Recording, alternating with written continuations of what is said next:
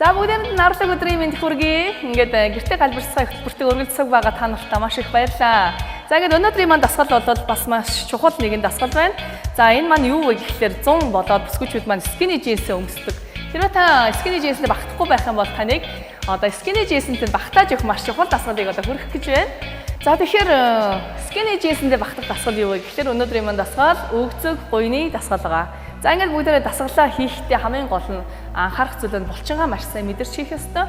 Дээрээс нь гүнзгий амьсгалаагаас хослол дасгалуудаа хийх хэрэгтэй шүү. За ингээд бүгдээрээ дасгалд орцгоё.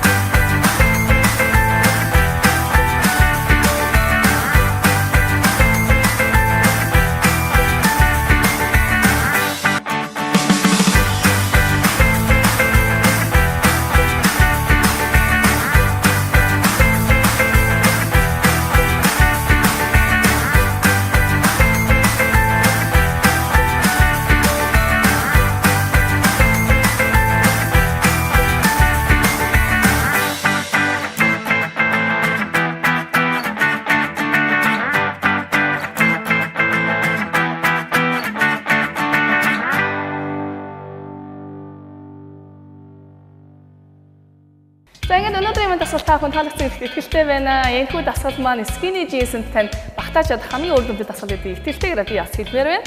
За ингээд хамгийн чухал зүйл маань юу вэ гэхээр зөвхөн дасгал хөдөлгөөндөө та ач холбогдол өгөөд яваад байх биш, хамгийн чухал зүйл хоолн дээр маш сайн харах хэрэгтэй.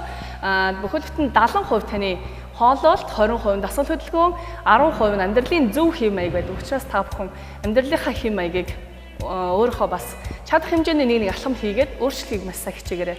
Ингээд гэртээ галбирцгаа хөтөлбөр маань үргэлжилж байна. Дараагийн хичээлээр уулзлаа. Түр баяртай.